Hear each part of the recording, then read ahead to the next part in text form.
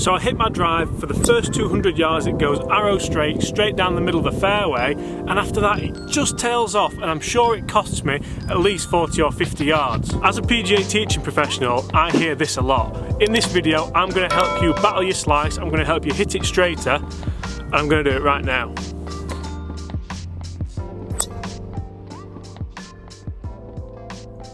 So as you could see there guys, that shot was typical of what, if you have searched for this video, you will be hitting. A nice straight ball flight, decent strike, felt good, sounded good, tailed off massively at the end, going into the rough, going into the bunker, going into maybe even the water, and there is nothing more frustrating than that. Everybody, I'm James Robinson, I'm here at Huddersfield Golf Club. If this is the first time you're watching my content, my goal is to bring you daily golf related videos that help you up your game, lower your handicap, and pretty much improve your overall enjoyment of golf. So if you are new here, consider hitting that subscribe button, and if you want to ring the notification bell, you'll be the first to know whenever I upload new content. Now let's get back to this video on how to stop slicing that driver once and for all. So the first point I'd like to address with you all is tee height. Now this isn't imperative, but it's something that I see far too often.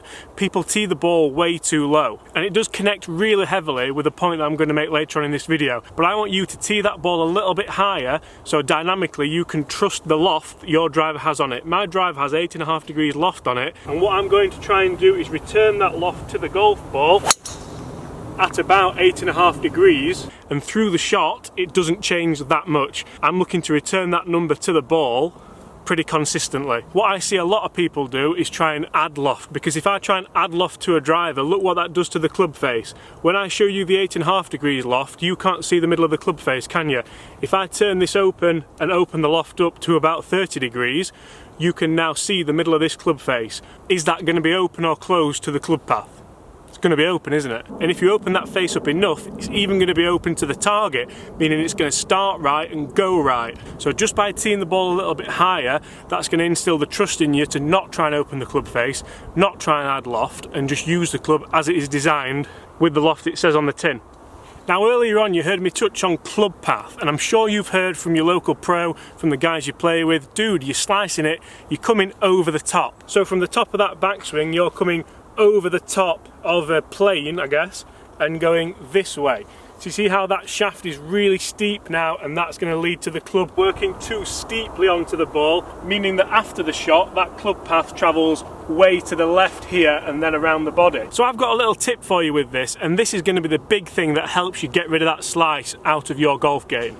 So now when you get to the top of the backswing, instead of commencing the downswing with the shoulders, bringing this shaft plane steeply into the ball and over the top, as we said earlier, I want you to get to the top of the backswing just as you were doing, feel as though the hands drop and this shaft now shallows into a position where from here you turn your body and you're going to attack it more what feels from the inside.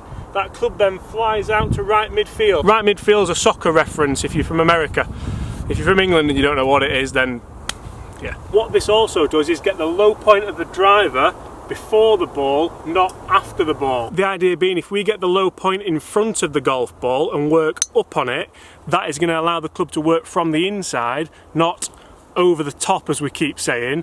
That's going to improve the path, that's going to stop the ball slicing. Good way of helping you do this is once you are at the top of the backswing, I want to feel as though the hips start the downswing, not the upper body. Once the hips have started the downswing, you'll find it a lot easier to drop those hands in position, turn through, and try and get that ball moving from right to left in the air. A little bit like this.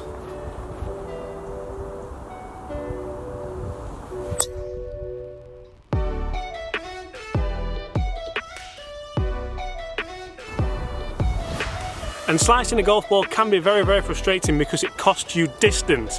Imagine if I was going to punch this camera now.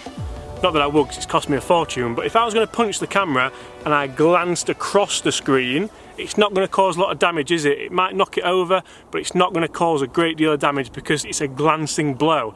If I laid into it straight forwards and smashed the screen as hard as I can with a neutral path of the arm, that's going to cause a lot more damage. And in essence, that is exactly what we're trying to do to that golf ball with this club face. So as a little bit of a recap for you there, a couple of points to really help you stop slicing your driver off the tee.